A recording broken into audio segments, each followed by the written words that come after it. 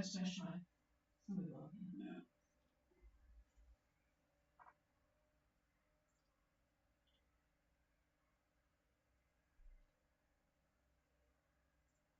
Good evening, everybody on streaming. This is Golf Harbour Radio, and it is the 24th of November. We're just having a casual net again tonight because we've just got Phil on Silhouette at North Minerva. Be interesting to see what his conditions are like now. Certainly they'll be a bit different from what we are experiencing here in New Zealand. So stand by.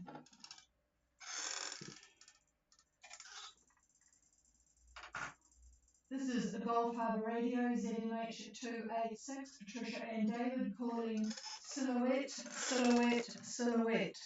You there, Phil? Over. Golf Harbour Radio, Silhouette.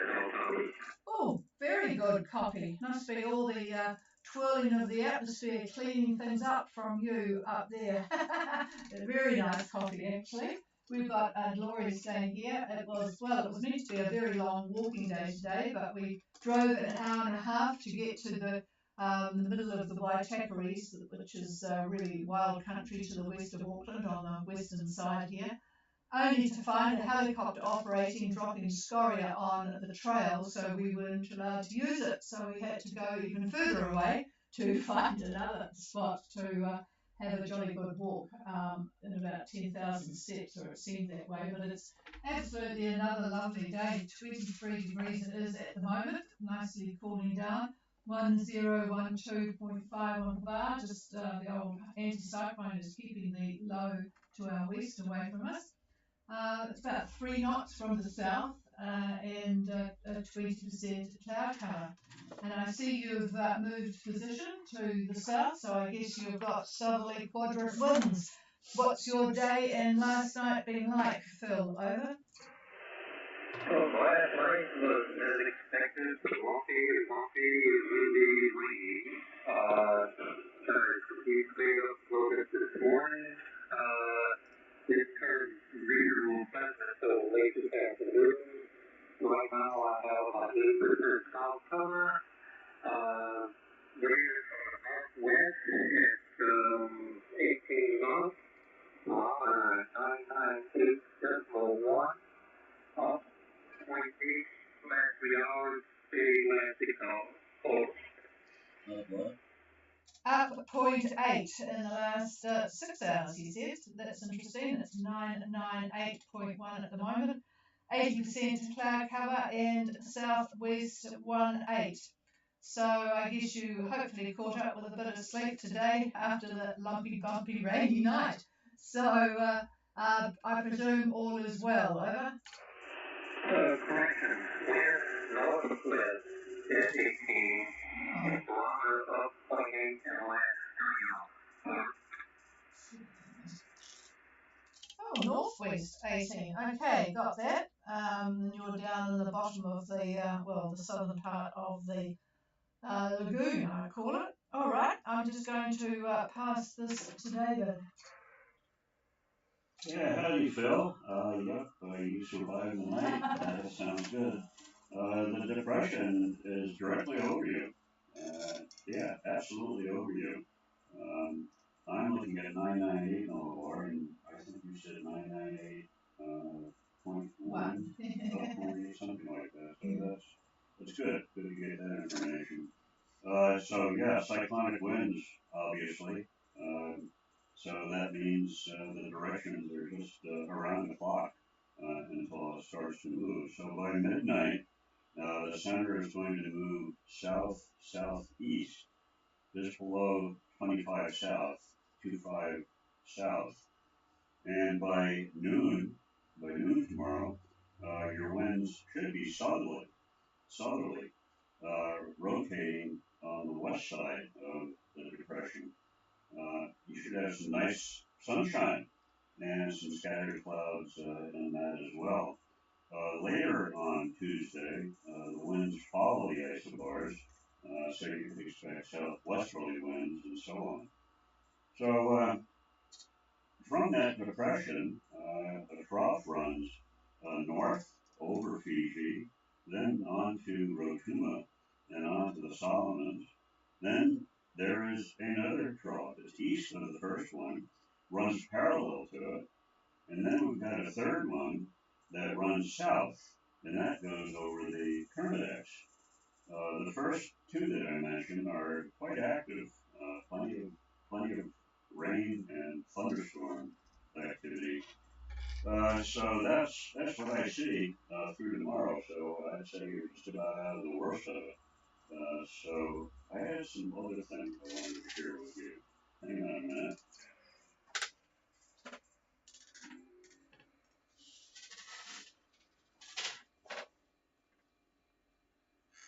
Okay. We were talking yesterday about temperatures, looking at satellite imagery and then picking up the temperatures during our perusal of them. So I thought if you have a pencil and some paper handy, I'll give you some guidelines on temperature. You ready to copy or don't care? Over. I'm ready to copy yours. Okay, so 700 millibar, 5C to 10C, 5 to 10C. And at 500 millibar, well, I'll back up. 700 millibar is about 10,000 feet. 500 millibar is minus 10C to minus 15C. And that's roughly 18,500 feet, 500 millibar. And 250 millibar is minus 40 to minus 50 millibar. And that is roughly 40,000 feet, 40,000 feet. Now the tops of some of these vigorous CVs that we see, those tops can get up to minus 80, minus 80, pretty cold. And what else was I going to say? Typical tropical CV, where you are, of course, the base generally is about 2,000 feet up to about 5,000 feet. So 5,000 feet is roughly 850 millibar. And the temperature should be about 20 C, 20 C at the base. And then at the mid-level of the CV, it's 0. And then the tops, the anvils that you see are at 20,000 feet or higher, and they're minus 40 to minus 60 C typically. And the anvil, of course, is all ice crystals. There's no liquid moisture in there. It's all ice. Anything else I was going to give you? Nope. As you're looking at, do you have windy? Are you looking at windy at all? Over. Yeah, right. I'm looking at Wendy's satellite right now at IR 4. Right. Well, they also have a little feature for the clouds. I'm sure you've seen that on the choices that you have. And so when they say low cloud, they're talking about from the surface to about 2,000 meters. That's roughly 850 millibar. And when they say the clouds are medium, they're talking about 2,000 feet to about 6,500 feet, 6,500. And that's 6,000 feet to about 18,000 feet or 500 millibar. And when they talk about high cloud, is 6,500 feet and up. So that's the key to those statements of low, medium, or high cloud. And they're useful looking at that. Don't go out too far with them, but for the first day or two, maybe up to 3 days, quite useful to see what the cloud, what the various clouds are, the heights of them, and the surface wind direction from them. So, yeah, that's about it, I think. Yeah. So hopefully that's helpful to you when you're looking at satellite imagery. And this particular storm, unfortunately, doesn't have an eye, so it's not a true tropical cyclone. It's a tropical depression, but not a cyclone. And they typically have an eye, and I'm sure you've seen them in the past. They're quite easy to pick out, and have the shape too. Quite interesting. So yeah, that's all I've got for you now. Um, and we'll talk tomorrow and hear how the weather went for this evening and the day that you will have had tomorrow. So, any questions? Over? Yeah, did you get my email over? No? No. When did you send it? Over. One that did not get rejected about 3 o'clock this afternoon, over. Oh, no, nothing's come in. Hold on, we're looking. No, there's nothing come in. Was it on sale now? Was it on sale now, or what medium did you use to send it? I just sent my normal email through the over. No, I haven't got anything here. All right. I'll look at what my No, computer's got. it's definitely not here. We've got computers coming up in the Zoom here, and looking. No. No, Phil. No. No. Nothing. So send it again, or send them again, and we'll see. Over. So the first one I sent was, I got a reply that it was rejected, and I sent a second one and all the email, so I guess you guys are on walking, you never replied, so I sent it a third time with a different format, and it appears to go through. Over. Yeah, it's interesting. I haven't had this before. The easiest one is GH Radio. Mind you, they all come through to the same page. GH Radio at Extra, and Extra is just XTRA. There's no E on it. .co.nz. So should have been able to get that. So I'm a bit surprised, over. Yeah, I see. The first one that was rejected, I guess it's potential spam, so I guess the formatting is right. The second one, just need to go through and went through. And that's the GH radio, so that's what I use. Yep, and I've just found it in spam. I should have looked there first. Both of them, second attempt, and I've got the one that you've called rejected email. And yes, and then we've got the other one. So yep, should have looked at because Spark, who we use, they have a very rigorous spam collection. And I see I've got 14 in spam from the last time I checked it, which was a day ago. So yes, the others are all legitimate spams, but not your ones. So yeah, both of those are here. One at 13:08 and one at 15:18. So yep, all is good. Over. Yeah, the second one contains the data points data for it. Yep, got those. Yeah, David's just looking at those now. So I've got data through midnight. Data through midnight. Yep. Alrighty.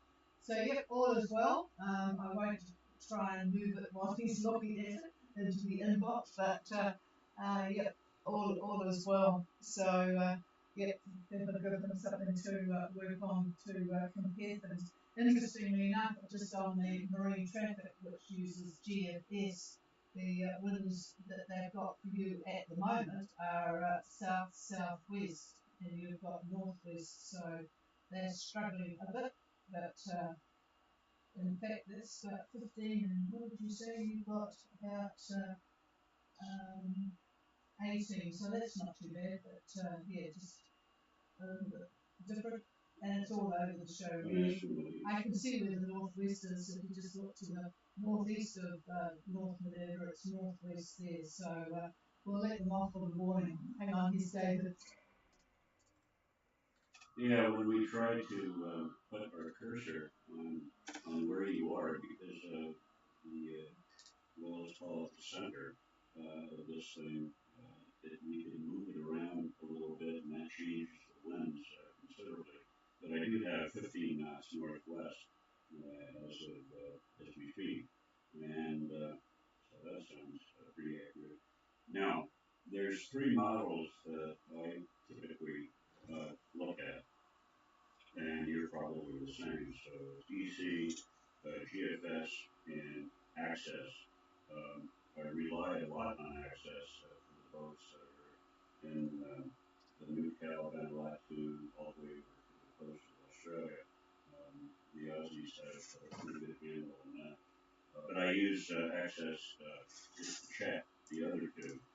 And so if you go out 1 or 2 days, the models, if they're going to be if there's going to be any accuracy to them at all, they should be great. And of course, the ideal way to check them is in the morning or early morning when the model first comes out, see what the conditions are and what they say the conditions are, and then look out your window and find out what the actual conditions are. And if there's a disagreement, then that's going to cast a little bit of doubt on the rest of the model. So that's a handy thing to do if you have time to do it. Over.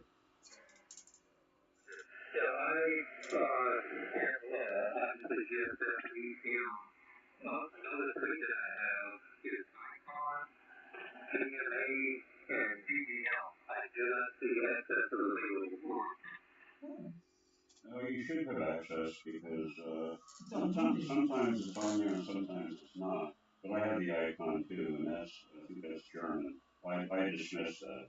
Um, I think that in our part of the world, uh, EC and GFS are, in terms of global models, are about as good as you're going to get.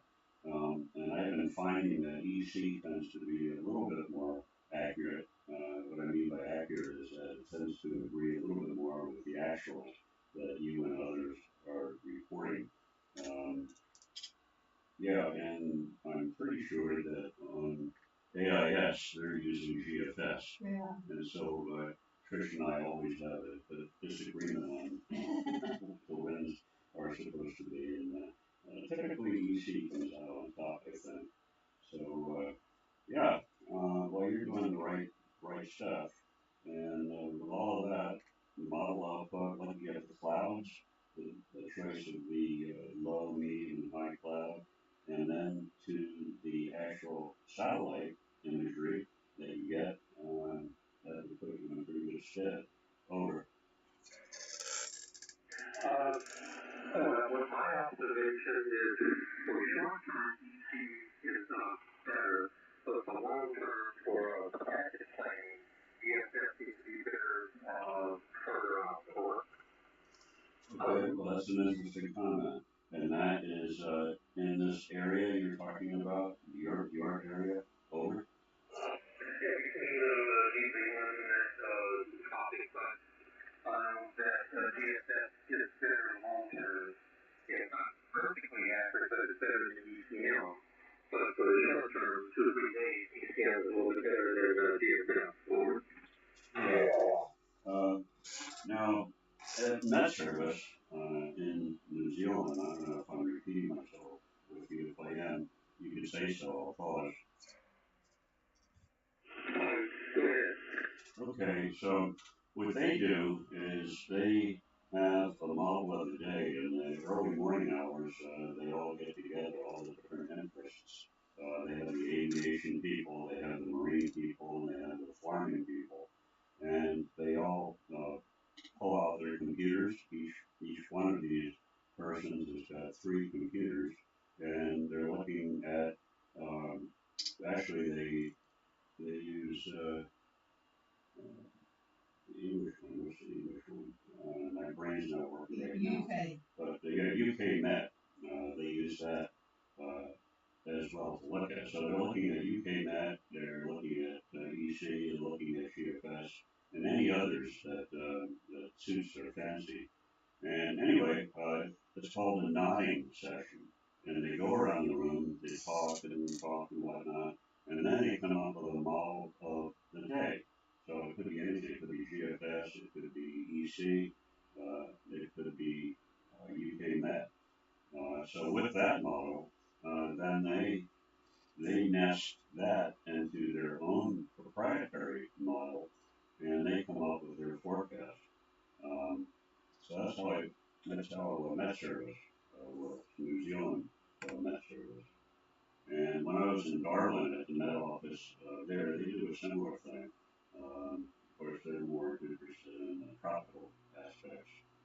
Um, one other thing that I was trying to say. Oh, so talking with the lead forecaster at the time I was there, Peter Kraft, um, their accuracy in terms of whatever model on the day happens to be, they think that you can't go out past 3 days. That's 1, 2, 3. That's it. Uh, going out 5 days, going out 5 days, you probably have, you really didn't give a percentage, but better than 50-50 anyhow. And then if you're looking at 5 to 10 days, it is, you might as well flip a coin because they're going to change when the days get closer. So 3 days for accuracy, out to 5 days for so-so, and that's about it for the models. Over.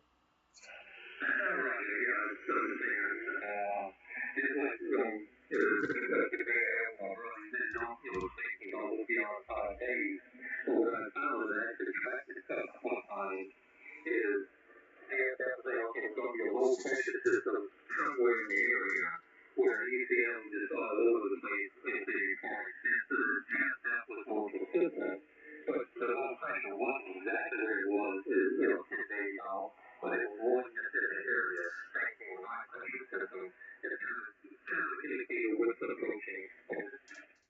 Yeah, that's right, and that's how you should use the models. Is they're all models are just an idea. Believe me, that's my favorite expression is a weather model is an idea based on incomplete initial data using formulas of the atmosphere not fully understood, and that's what models are. If they don't get the initial conditions accurate, then as the model goes out in time, if they're wrong, in other words, on day 1 or 2, the actuals, then the rest of the model is going to be all wet. It's not going to be worth anything. So, yeah, what annoys me about some cruisers is that they just live and die by the models. And it sounds like you're not that type. I'm glad to hear that. Yeah, it's just models are just an idea, and you use them that way. And that's the other value of the satellite imagery too, because while they don't forecast, in terms of initiating the model, what are the initial conditions? You use that satellite imagery and then know your models to see which one fits that picture that you're looking at better. That sometimes is hard to do, but with practice, you get the hang of it. And some systems are very easy to see, like a typical subtropical depression.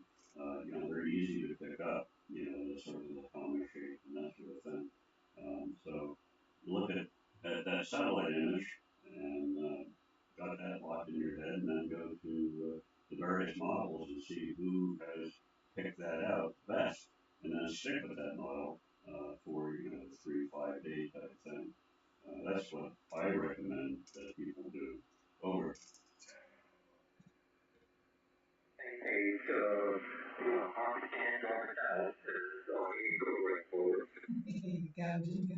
Yeah, that's right. Okay, well, there's nothing else, and I'll pass it over to the chief, and we'll look forward on your data that you sent me is great. If you could just fill in the rest of the times, that would be good. And yeah, so we'll talk later. Over.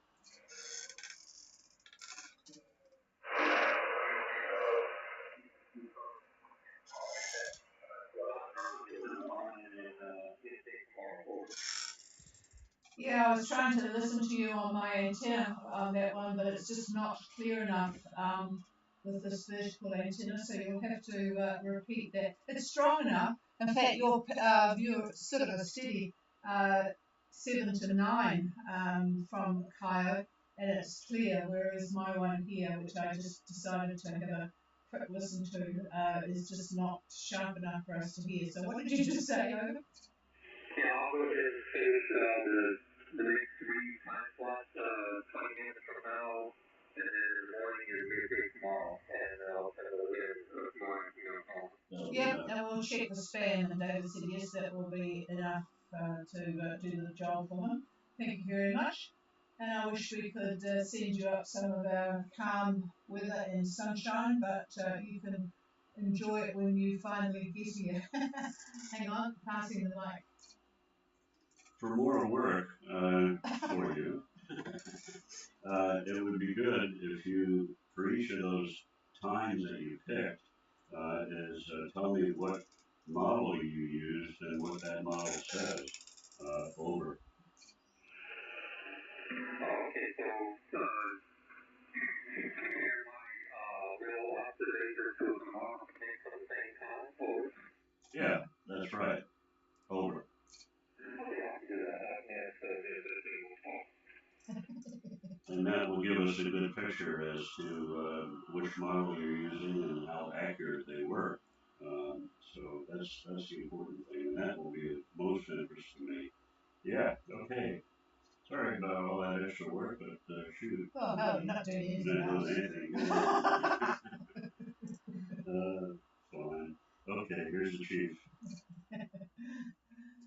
Yep, I presume that just to confirm with you that you've still got the 3 votes there, and I've only got one that came to my turn now. I don't know whether the Vogel, whatever it was, vote's gone, but can't find them. So anyway, have a good night again, Phil, and hopefully it sounds like it might be a bit more stable. So hopefully it is. So we'll talk to you again tomorrow. Over. Roger that. So with pleasure, talk to you tomorrow. Roger that, and this is Gulf Harbour Radio. Is there any lurkers on the side wanting to call in? Please try now. Gulf Harbour Radio, this is Goldenville, and coffee. Booming in Golden Girl. I wonder where you are. Over. I was Sunrise Hits, starting to get very close to just been listening last week. Just wondering if for the week of film coffee over. Yeah, Phil Silhouette. Can you copy the vessel Golden Girl? Over. Yes, I hear someone in the background, but I cannot make out what they're saying. Over. Oh, that's a disappointment. Golden Girl is at Womberay Heads, and of course booming into me because they're just down the road, really from the antenna up at Kayo that I'm using. So, all right, Golden Girl, you might have to do a bit of work there to look at the ground plane and get things a little bit better. And feel free to call in any time, over. Yeah, thanks for that. I can probably still clear the week. So yeah, that's interesting. I haven't got a look at my situation on the ground. Quite good. Could be elsewhere that's no problem. But Yeah, what sort of radio and is it a backstay antenna, over? I called sitting on the zero with a backstay antenna through and we're coming to the phone. Yeah, it's pretty much exactly what we've got on our boat. So, in fact, right down to the 710 with the backstay and how big the dyno plate is. It's probably at the moment covered in hoorah we haul next Monday. So yeah. Well, yep, have a look, see what's going on, and try again. But yes, if you've got everything looking good, I'm not sure what else to suggest. But well, we'll leave you with that one. What's your name, over? So actually, emailed you a few weeks ago looking for a CC one-side wire for which you informed, which was very good. Got that one sorted out, so everything was installed on that. And maybe more help down the line.